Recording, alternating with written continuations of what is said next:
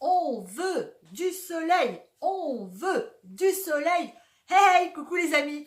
On se retrouve au mois de mai pour nos vidéos jardin et potager. Il fait un temps dégoûtant, pour pas dire dégueulasse.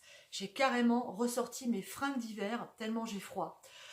Aujourd'hui, je peux rien faire dehors. On est le 1er mai, manque de bol, le temps est pourri, c'est tout nuageux, c'est tout plein d'eau, voilà. Donc on va faire des petits panneaux à l'intérieur, hein, vous savez, les petits panneaux que je mets un petit peu partout pour signaler ce qui se passe dans mon jardin. Allez, on fait de la peinture. Alors je peins ça, bon, des petits panneaux en bois hein, que je fais. Et puis j'ai des petits pinceaux classiques et de la peinture, des vieux pots de peinture qui me restent. Je prends tout ce qui me reste et je peins, voilà. J'ai toujours aimé faire du travail manuel. Depuis que je suis toute gamine, j'ai toujours adoré jouer avec les morceaux de bois, les clous, les outils de mon père. Peindre, dessiner, j'adore ça. Et je trouve que les lettres, c'est vraiment hyper sympa à faire, j'adore. J'aime beaucoup les belles lettres, j'aime beaucoup les belles écritures. C'est hyper reposant, c'est super minutieux. Bon là, c'est un peu... pas forcément minutieux parce que j'ai pas des pinceaux super ad hoc. Mais c'est vraiment sympa, j'adore ça.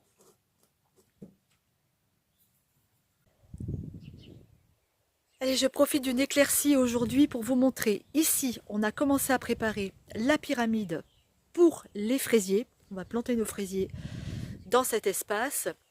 J'ai enfin grillagé mes petits pois qui commencent à faire des fleurs. J'espère que je les ai pas grillagés un petit peu tard, qu'ils vont réussir à grimper. Je sais pas du tout à quelle hauteur ça grimpe. On verra bien, c'est une première. Hein.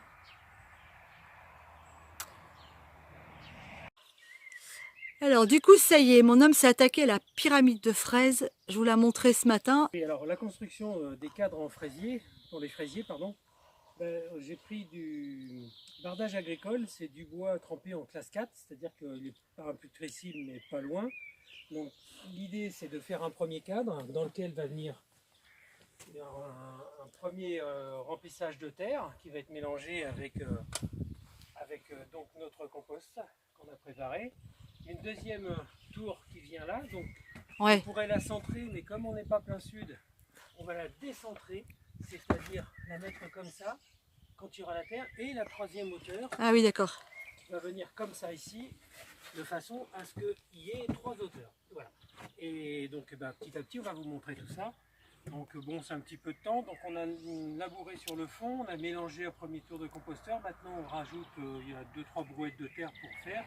Il ne faut pas monter tout à fait jusqu'en haut pour que les fraisiers puissent avoir de l'expression.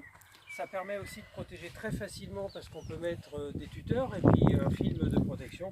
On va mettre notre film contre les bestioles. Ouais. Ouais. Bah, c'est surtout en plein été, c'est les oiseaux et puis quelques rongeurs qui viennent nous manger, mais enfin bon, il faut partager aussi la nature.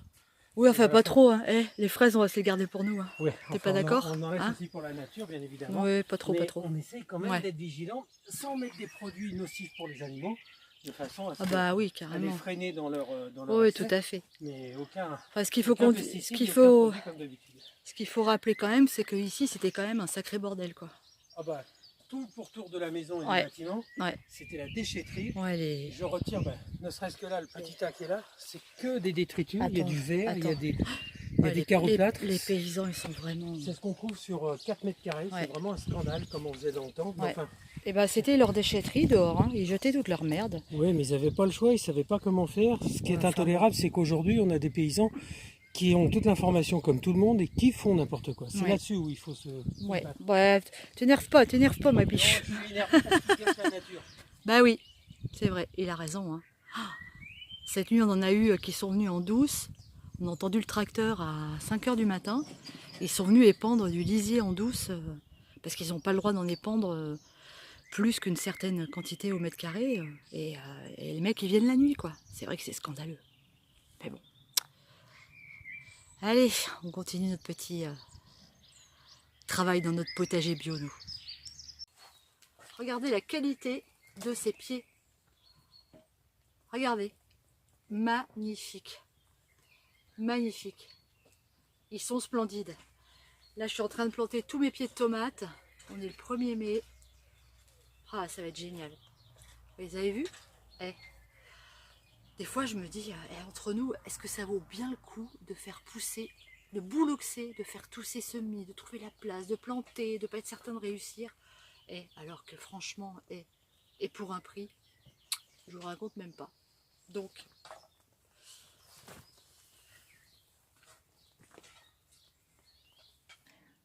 il y a mon homme qui est en train de bosser de l'autre côté, je vais vous le montrer quand même. Il est là. Hop. Regardez, il est en train de travailler. Il n'arrête jamais. Moi non plus, hein, j'arrête jamais. Hein. Mais bon, j'arrive à prendre des petits moments de repos. Non, j'ai envie de blablater avec vous. On se retrouve dans la caravane. Vous reconnaissez maintenant. Blablater sur ma notion, ma conception, de la façon dont moi je vis le jardin et le potager. Parce que je dissocie pas jardin et potager. Ça fait, c'est un ensemble. Vous l'aurez peut-être remarqué, j'aime pas beaucoup le bordel, quoi. J'aime pas beaucoup les jardins où il y en a partout, où c'est le gros cafuccio. Voilà. J'aime bien les jardins organisés, rangés, où les choses sont à leur place. Les jardins décorés. J'ai un truc que j'adore, c'est les jardins de curé. Je trouve ça magnifique, je trouve ça d'un romantisme. J'aime beaucoup les jardins de curé. C'est vraiment un endroit où je trouve on se repose, c'est zen, c'est agréable, on se promène entre les allées, j'adore. Voilà. Donc moi, je peux pas faire un jardin de curé ici, mais il y a mon homme qui passe avec sa pelle, sa pioche. Oui, mon homme. Tu as quelque chose à dire peut-être? Il va falloir que tu coupes. Hein. Ouais, mais je couperai. Bon, ça y est, il est reparti. Donc ici, en fait, on a récupéré un jardin qui était totalement en friche, où les 2 haies, puisqu'on a de chaque côté du jardin qui est tout en longueur, 2 haies de laurier, laurier cerise, là, qui avaient été plantées, et les 2 haies, en fait, se rejoignaient littéralement et couvraient totalement la surface du jardin. Les pommiers, tout était envahi. Il y a eu un gros boulot de fait. D'ailleurs, je vais vous mettre dans le petit au-dessus là. Je vous mets la vidéo. Regardez cette vidéo de la transformation du jardin depuis 2015 maintenant. C'est assez impressionnant. Gros boulot. Il a fallu vraiment creuser, labourer pour sortir toute la cochonnerie qui avait été enfouie dans ce jardin. On a retrouvé tout et n'importe quoi. Donc maintenant, on commence à avoir un jardin qui est assaini, où on retrouve toujours de temps en temps, ce matin, on a encore retrouvé une seringue, pour vous dire. Mais bon, globalement, petit à petit, on arrive à assainir le terrain et à le rendre sain et cultivable. Voilà, ce qui nous permettra peut-être, d'ici quelques temps, de se dire qu'on n'a plus besoin de labourer aussi profondément pour pouvoir faire pousser nos légumes. Mais il y avait vraiment un gros boulot de nettoyage. Et au-delà de ce boulot de nettoyage, nous, ce qu'on aime, et moi et mon homme, mais là-dessus on est en osmose, c'est le jardin bien arrangé, bien nettoyé, bien propre, bien joli, voilà, avec le moins de bordel possible. Voilà, c'est notre truc à nous. On adore et on est comme ça, quoi. Hein, c'est pareil dans la maison, en fait. Hein. Chaque chose a sa place et chaque place a sa chose. Voilà, les copains. Juste pour vous dire que mon jardin, je le kiffe, je l'adore, qu'il se transforme d'année en année, de mois en mois, et que c'est vraiment un grand plaisir de partager tous ces moments avec vous. Voilà. toujours parler avant moi, ce coup-ci c'est moi qui ai pris la parole mais le premier. te ferais bien, je filme. Hein. Alors, allez, non, sérieux, Thierry, Alors, voilà. on descend les dahlias, là. Petite histoire, parce qu'il y a plein de petits mots, etc. Moi, je fais le gros œuvre pour Sandrine, je ne plante absolument rien, c'est elle qui plante tout. Attends, je rectifie, tu fais le gros œuvre pour nous deux, pas pour moi, d'accord? Pour Sandrine. Comme ça, elle n'a pas de travail à faire physique trop dur. Et elle, par contre, c'est elle qui plante absolument tout. Sauf une chose, les dahlias. Alors moi, je suis un fanatique des dahlias. Et ça, c'est mon préféré. C'est le. Attends, je vais le filmer en gros plan quand même. Le dahlia royal violet. Vous avez peut-être vu dans les vidéos de l'année dernière des fleurs immenses, plus grosses que ma tête. Et pourtant, il faut y aller. Et... Oh, le mec. Pas à l'intérieur, non, mais... à l'extérieur. Non, mais quand je vous dis que c'est mon mec et que raconte n'importe quoi, je mens pas. Hein. C'est impressionnant quand même. Hein. Et donc, ça, c'est mon préféré. C'est le dahlia royal violet. Ça fait des trucs qui montent à 2 mètres de haut. Des fleurs immenses, mais des trucs comme ça sent divinement bon. Voilà. Alors moi, je garde ça d'un souvenir d'enfance de ma grand-mère. Et on allait jouer à cache-cache et on se cachait dans les dahlias, dans les feuilles de rhubarbe, parce qu'on n'était pas très grands, on devait avoir 5-6 ans. Et je garde un souvenir extraordinaire et c'est devenu ma fleur passion. Et je sais pas, je crois que je dois être arrivé à une quarantaine de variétés. Ouais. Et donc ça ressemble à de la pâquerette, ça ressemble à du cactus, ça ressemble à du gros bouton d'or, ça ressemble à plein de choses. Et donc vous allez découvrir cette année tous les dahlias qu'on a plantés. Super. Et ça, c'est un bébé l'année dernière. Je l'ai tellement bien sollicité que je vais pouvoir le dédoubler. Ouais. J'en aurai 2 cette année et voire 4 l'année prochaine. Ah oui.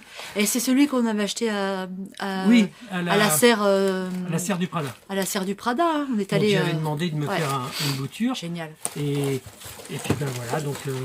Super. J'espère qu'on pourra partager encore des gros moments avec ça et vous aurez des jolies photos de fleurs partout dans le jardin. Ok. Allez mon homme. Je descends.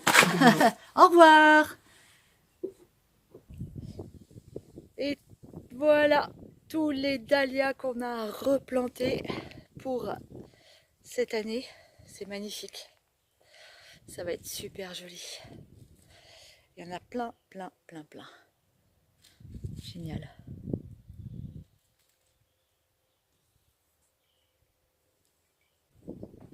Elle est prête, la pyramide à fraisiers. Tout est planté, les fraisiers sont déjà en fleurs. Génial. Et voilà. Donc, je pense que ça sera plus facile à récolter et à gérer que comme on avait fait l'an dernier au sol. On va recouvrir tout ça d'un petit film protecteur. Et ici, qu'est-ce que j'ai fait? Eh bien, j'ai tenté. J'avais 2 pieds de tomates en plus. Je les ai mis dehors et je vais voir comme ça, comparer un petit peu par rapport à la serre. Je vais pouvoir comparer un peu le temps que ça prend à pousser, la maturité, et voir un peu si effectivement la serre est plus efficace que les plantations en extérieur. Ce dont je ne doute pas, mais bon, c'est toujours bien d'avoir un petit comparatif. Et ici, j'ai planté un joli potiron, un gros rouge d'étampes. Allez, on va aller un petit peu se balader dans le jardin. J'ai mis tous mes petits panneaux à pommes de terre. I love patates. Non, c'est les patates amour qui sont plantées là.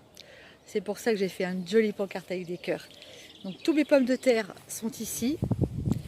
Elles poussent, hein, elles sortent. Hein. Regardez. Ça y est, c'est parti. Certaines plus que d'autres. C'est parti, les pommes de terre. Les binges étaient déjà bien germées, donc elles ont vraiment... Regardez-moi ça. Et petit à petit, au fur et à mesure, comme si on les butait sur une plantation classique, je vais rajouter de l'herbe, de la paille, ce que j'ai sous la main. C'est absolument génial. Et ici, on a fait, enfin mon homme a fabriqué une petite forme géométrique que je ne saurais vous définir exactement. C'est entre le triangle, le parallépipède ou je ne sais quelle autre forme, dans laquelle du coup j'ai planté donc mes salades que j'avais fait en semis sous les bouteilles Et j'ai mis ici une jolie ligne de carottes. Et de l'autre côté, tout le long en fait, tout le tour, j'ai mis des radis.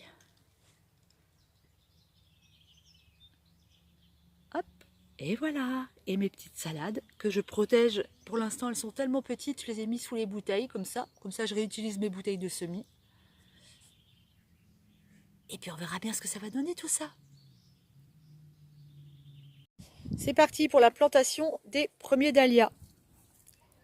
Donc là, tu les as divisés, tu m'as dit. Hein? Ouais, j'ai divisé les pieds par deux, de façon à leur redonner un petit peu de force. Donc tout va pas marcher, mais ça je le sais bien. Mais par contre, voilà, ce qui va marcher, ça fera des jolis petits pieds. Et puis l'année prochaine, on aura donc là il y avait 3 beaux pieds qui ont 300. Donc je sais pas ce que je vais en sortir. Là, tu sais quelle couleur tu mets ou tu fais au pif? Ah oui, je sais, oui. Donc là, il y avait des jaunes marguerites, orange marguerite, rouge à cœur blanc en forme marguerite. Ouais, d'accord. Voilà, donc ça, c'est... Là, tu mets pas des trop gros, quoi. Non, je mets des petits, on est dans le passage. Ouais. Et faut que... D'accord. Oui, on est dans le passage entre les deux serres, c'est histoire d'avoir Voilà, des fleurs un puis, petit peu. Puisque là, après, on a l'intention, ici, on va mettre les courgettes sur cet espace. Mais bon, pas tout de suite, on va attendre que les 5 glaces soient passées.